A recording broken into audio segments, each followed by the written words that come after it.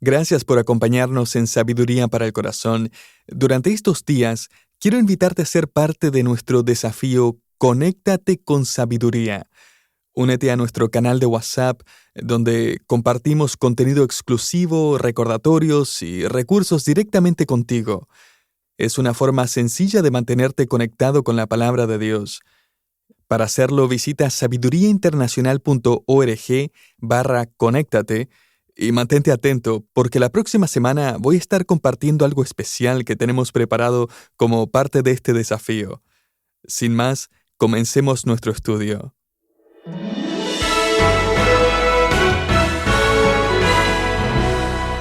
A veces no decidimos alejarnos de Dios de golpe.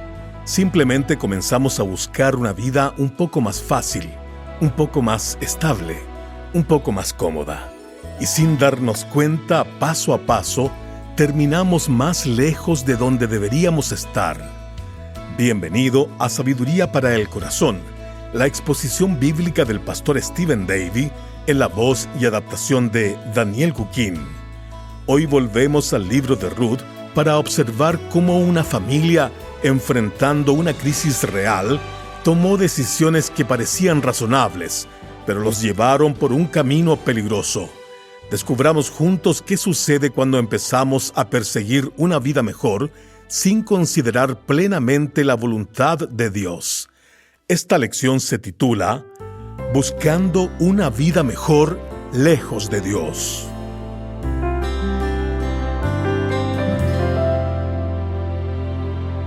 Cerca de mi casa hay una granja con unos 6 o 7 caballos y me parece interesante que, a pesar del hecho de que el pasto en la granja es verde y fértil, casi todas las veces que paso por allí, encuentro por lo menos a un caballo pasando su cabeza entre el alambrado para comer el pasto que está del otro lado, que a todo esto no está ni tan bien cuidado y verde como dentro de la granja. Siempre que lo veo, me acuerdo del mito del pasto más verde. Esto es cuando pensamos que en otro lugar, más allá de lo que tenemos ahora, la vida es mejor, más fácil, más satisfactoria.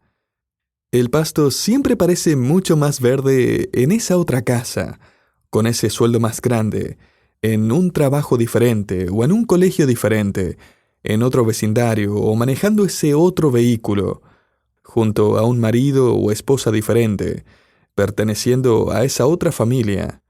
El pasto simplemente es más verde en otro lugar menos aquí. Ahora, no podemos ignorar el hecho de que algunas situaciones son más difíciles que otras y que a veces es necesario hacer algunos cambios. Sin embargo, el problema se encuentra cuando pensamos que seguramente Dios no quiere que mi vida sea difícil o incómoda o desafiante. Él debe querer que todos seamos felices todo el tiempo, así que el pasto más verde debe ser prueba innegable de la guía de Dios. Bueno, la verdad es que el pasto más verde puede ser también la trampa más peligrosa en la que podamos meternos. Erma Bombeck resumió la verdad acerca de este mito cuando tituló uno de sus libros El pasto siempre es más verde sobre el tanque séptico. Y es que parece prometedor y gratificante, pero no tenemos ni la menor idea de lo que hay por debajo. Estamos a punto de ver ilustrado el mito del pasto más verde en la historia real de Abimelech y Noemí. Ahora, si alguna vez ha leído un cuento de hadas, sabrá que antes de dar vuelta a la primera página algo terrible tiene que pasar, ¿no? Generalmente la historia comienza con un aire oscuro y complicado, como anticipando la tormenta. Y encontramos el mismo estilo de trama en el cuento de hadas de Ruth y Booz, que resulta ser a todo esto una historia de verdad. El contexto de esta historia de amor nos muestra una situación complicada. Aún puedes sentir cómo las nubes empiezan a juntarse antes de que se desate la tormenta. Leamos el versículo 1 de Ruth capítulo 1. Dice, aconteció que en los días en que gobernaban los jueces, hubo hambre en el país. Y un hombre de Belén de Judá fue a residir en los campos de Moab con su mujer y sus 2 hijos. Ahora, sin duda, este hombre, su esposa y sus 2 hijos estaban enfrentando una crisis. Y es en las crisis de la vida cuando nuestra mente y corazón empiezan naturalmente a buscar y anhelar pastos más verdes. En el caso de este hombre, la crisis era el hambre y la escasez que azotaban la tierra y que afectaban a su pueblo Belén. Además del hambre y la escasez, esta familia también sufría la conmoción política de los días de los jueces. La inmoralidad, la violencia, la inseguridad eran pan de cada día, como aprendimos en nuestro último estudio. Además, esta familia seguramente vivía con miedo de un inminente ataque marianita, que podría resultar en la pérdida de todos sus bienes o incluso sus vidas. Y además de todo esto, agrega el hecho de que sus tierras obviamente se habían devaluado. La esperanza de sacar a flote un negocio era prácticamente nula. Así que encima de todos estos problemas, no hay comida en la despensa, ni un lugar donde conseguir comida en el pueblo. Cuando uno lee este versículo en el original hebreo, nota cierta ironía que seguramente los lectores judíos habrían notado inmediatamente. Y es que el versículo 1 dice que hubo hambre en el país y un hombre de Belén fue a residir en los campos de Moab. Ahora, Belén significa literalmente casa de pan. En otras palabras, el granero de Judá está vacío. Las personas que viven en la casa de pan están pasando hambre. La audiencia original habría notado la contradicción inmediatamente. O sea, qué irónico, hay hambre en la casa de pan. Es como decir que hay un alza de violencia en Filadelfia, que significa amor fraternal, o un alza de actividad demoníaca en Los Ángeles. El hablar de hambre en Belén, el granero de Judá, es ciertamente un giro interesante en la historia. Belén se encuentra a unos 10 kilómetros al sur de Jerusalén, y su nombre Casa de Pan no era solo un nombre bonito. El trigo, la cebada, los olivos, almendras y uvas abundaban típicamente en Belén. Y sin embargo ahora aquí hay hambre y escasez en Belén. Probablemente esta es la misma hambruna mencionada en Jueces capítulo 6, lo que nos ayudaría a situar el libro de Ruth en los días del liderazgo de Gedeón y la opresión de los madianitas. Más importante aún, esto nos ayuda a entender que esta hambruna era resultado de la rebelión de Israel en contra de Dios. Dios frecuentemente usaba el hambre y la escasez para abrirle los ojos a la nación a su necesidad de Dios. Dios no quería que las personas abandonaran la casa de pan, sino que se arrepintieran, que lo obedecieran, y así pudieran llenar sus casas con pan nuevamente. Dios usaba el hambre y la escasez para restablecer la fe de su pueblo en sus promesas, y esta aquí era una prueba para profundizar su carácter. Ahora, para seguir con el juego de palabras, es interesante que este hombre y su familia se van a ir a Moab. Y es que en el Salmo 60, versículo 8, el Señor llama a Moab la vasija con la que se va a lavar sus pies. Sería lo mismo que llamar a Moab un basurero, donde se arrojan los desperdicios. Así que esta familia judía, en su crisis de vida y fe, básicamente dejan la casa de pan y se mudan al basurero. Van del granero al vertedero. Ahora, antes de que continuemos con la historia, me gustaría que le echemos un vistazo a los protagonistas de esta historia. Hay 6 protagonistas principales en esta escena, aunque después de un par de versículos solo 3 de ellos seguirán con vida. El versículo 2 nos informa que el patriarca de esta familia se llamaba Elimelec. Traducido del hebreo, su nombre significa Dios es mi rey. Y la tragedia más grande en la vida de Elimelec es que él no vivió a la altura de su nombre. El próximo protagonista es Noemí, la esposa de Elimelec, y su nombre significa mi dulzura o mi encanto. Luego encontramos a los hijos de Noemí y Elimelec. Sus nombres son Malón y Kelión. El que tengan nombres que riman puede significar que eran gemelos o que simplemente tenían una madre que les gustaba que los nombres de sus hijos rimen al final, algo que es común hasta el día de hoy.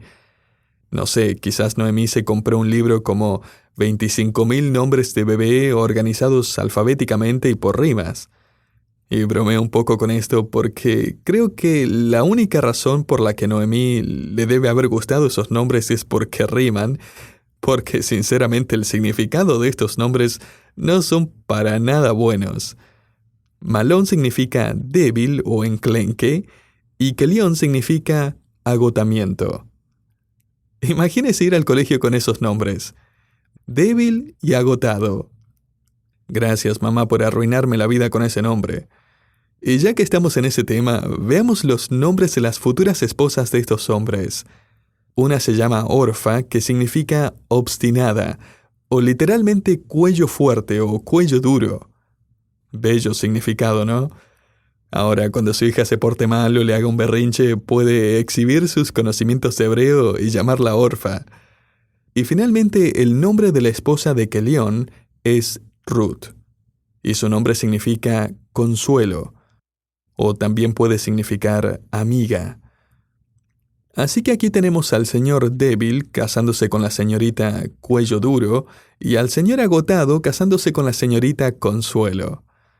Francamente, Ruth es la única que no parece encajar en este cuadro, ¿no? Y la verdad es que todos ellos van a vivir demostrando el significado de sus nombres. Todos excepto uno. El único que no vivió acorde a su nombre fue la persona que realmente debió hacerlo. Elimelech. Dios es mi rey. En otras palabras, Dios es el amo de mi vida. Dios es el soberano en mis decisiones. Dios es primero. Pero tristemente no fue así. Quiero señalar una cosa más de esta familia, y la encontramos en la mitad del versículo 3, y es que los miembros de esta familia eran efrateos de Belén. Efrata era el nombre de la esposa de Caleb, el famoso compañero de Josué. Según 1 de Crónicas 2, versículo 19, los descendientes de Caleb fueron los que se establecieron en Belén. Los efrateos eran miembros de un clan compuestos por la primera familia establecida en Belén.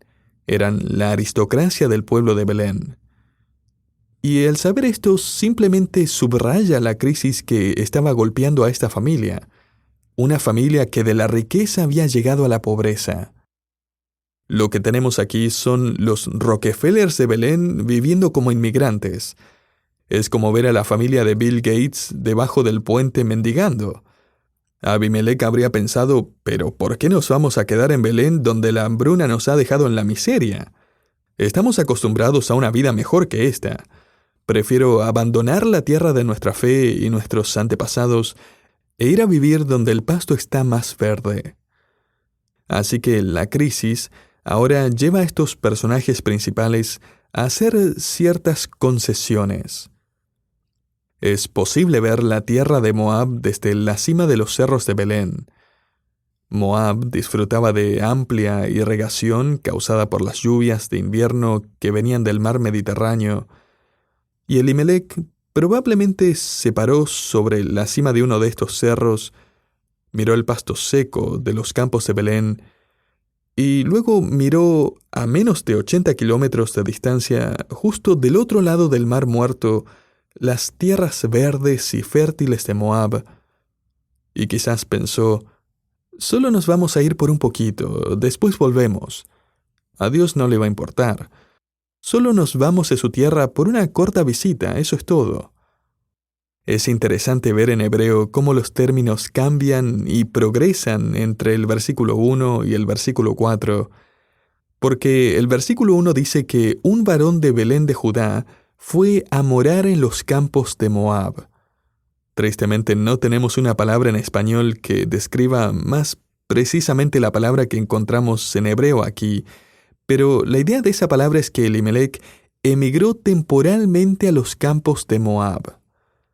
El versículo 2 continúa diciendo que llegaron a los campos de Moab y se quedaron allí, Y el versículo 4 finalmente nos dice que habitaron allí unos 10 años.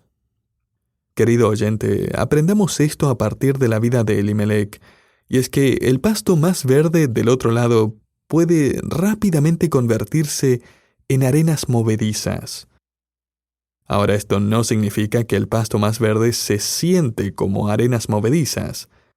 La mudanza a Moab evidentemente había sido exitosa. Tuvieron 10 años de provisión. Tenían un lugar donde vivir, sus hijos pudieron casarse, la vida parecía estar sonriéndoles. Para ese entonces ellos ya habían abandonado conscientemente la participación en la asamblea del Señor. Habían abandonado la comunidad en la cual deberían haber permanecido y ayudado. Elimelec pudo haber guiado a su gente a arrepentirse y adorar a Dios. Y sin embargo él decidió escapar de Belén, viendo pastos más verdes en Moab y considerándolos más valiosos que la adoración y la comunión con la asamblea. No es de sorprenderse que los primeros 5 versículos de Ruth son la única parte en todo este libro en donde el nombre de Dios no se menciona ni una sola vez. Y en una narrativa como esta, la ausencia del nombre de Dios implica la ausencia del deseo de conocer y de seguir la voluntad de Dios. Este es el único párrafo en todo el libro donde el nombre de Dios no aparece. Elimelec pudo haber dicho, vamos, pero si yo no me voy a convertir en moabita, pero si nunca voy a ofrecer mis hijos o nietos al Dios de los moabitas, ni siquiera me interesa su idolatría. Nunca lo haría, ni siquiera estoy de acuerdo. Yo no soy moabita y solo voy a estar aquí por un tiempo. Sin embargo, no pasa mucho tiempo hasta que Elimelec decide escoger a mujeres moabitas para que se casen con sus hijos. Y de a poco, paso a paso, quizás aún sin siquiera darse cuenta, él perdió interés por las promesas de Dios.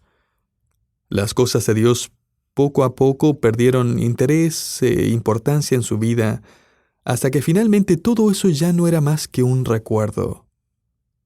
Y es que el buscar los pastos más verdes tiende a adormecer nuestro espíritu. Quizás Elimelec nunca pensó en volver si las cosas funcionaban, pero de cualquier forma, este patriarca, este representante de una de las familias más importantes en Belén, y que seguramente había escandalizado a todo el pueblo con su decisión de mudarse a Moab, nunca regresaría a Belén. Porque el pasto más verde puede llevar a la tumba. Note cuán rápidamente se nos informa acerca de la muerte de los hombres en esta familia. El versículo 3 dice, «Y murió Elimelec, marido de Noemí, y quedó ella con sus 2 hijos». 2 versículos más adelante leemos, versículo 5, «Murieron también los 2, Malón y Queleón». No se nos da alguna explicación o algún diagnóstico, solamente se nos dan las noticias que seguramente desconcertaron a todos sus conocidos en Moab, noticias que ciertamente fueron titulares en los diarios de Belén.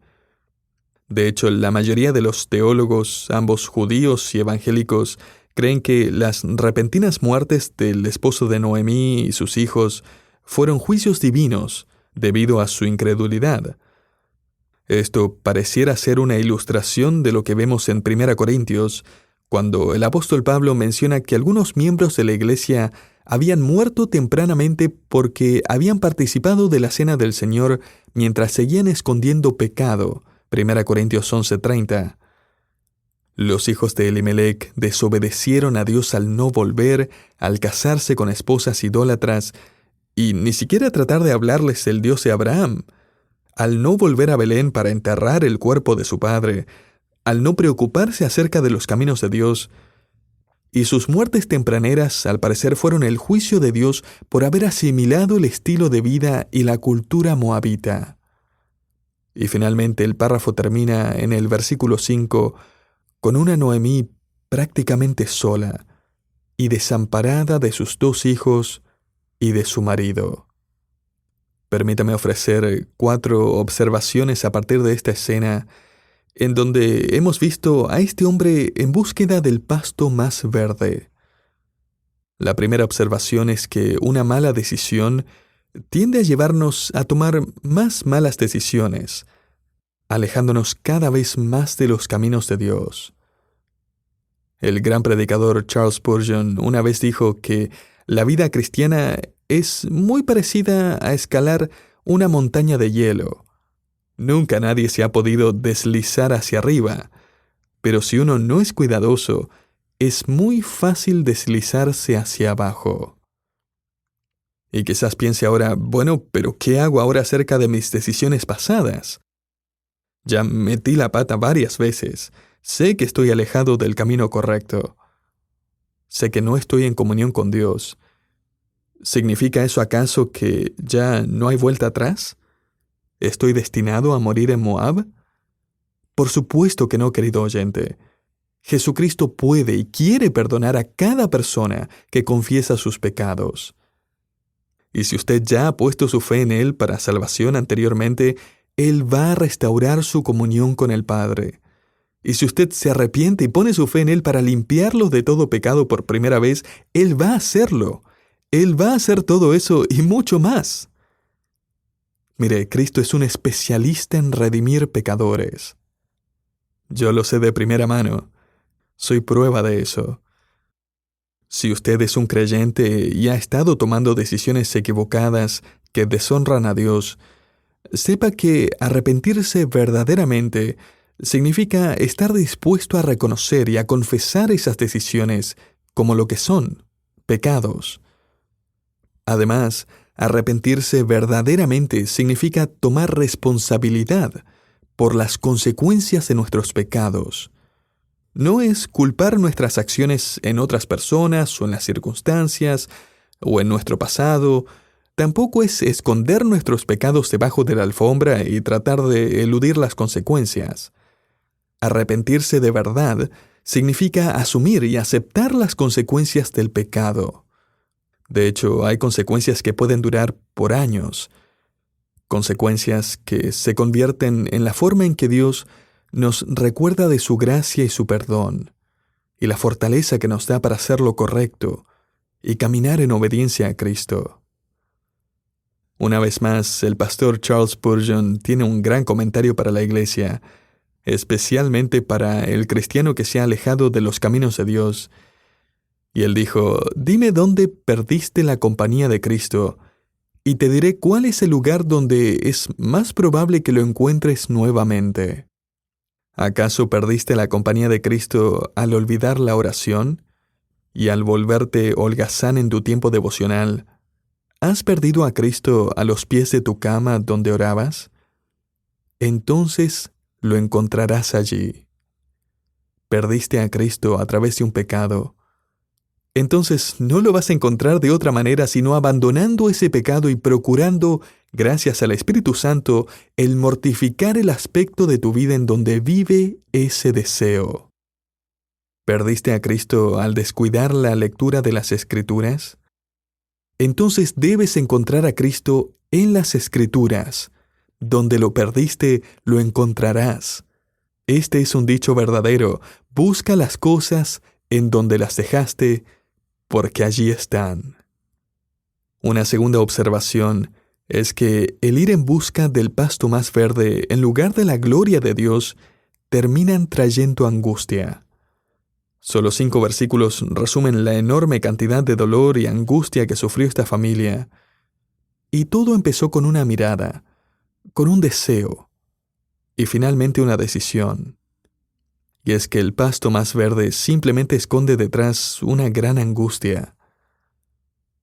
Observación número 3 es que la decisión de ir detrás del pasto más verde puede tener mucho sentido para usted, pero que tenga sentido para usted y que sea la voluntad de Dios pueden ser 2 cosas totalmente distintas.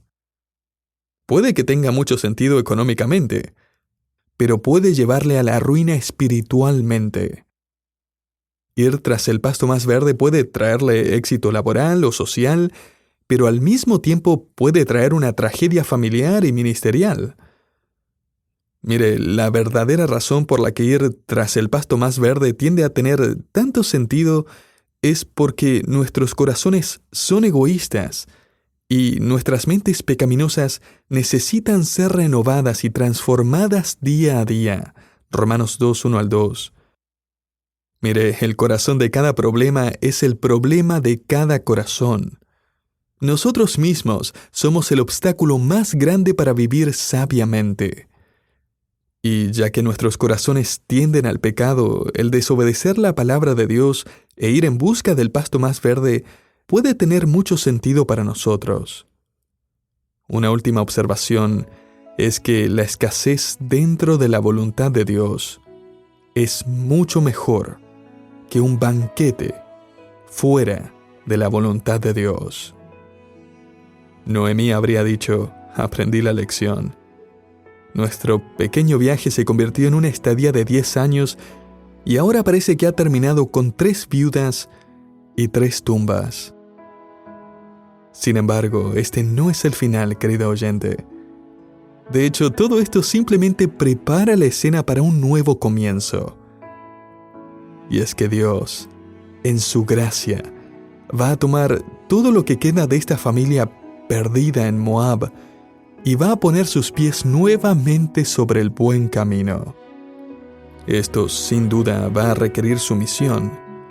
Ruth y Noemí van a experimentar la gracia de Dios y van a volver a Belén en búsqueda de la bendición divina. Escuche bien, querido oyente, Dios es capaz de redimir los años perdidos y las malas decisiones en aquellos que lo buscan de corazón, para que tal como Ruth y Noemí, podamos disfrutar del favor y la comunión con el Señor Jesucristo, nuestro Redentor y Salvador. La próxima escena de esta historia nos va a contar el camino de vuelta a Belén y lo estudiaremos juntos en nuestro próximo programa aquí, en Sabiduría para el Corazón.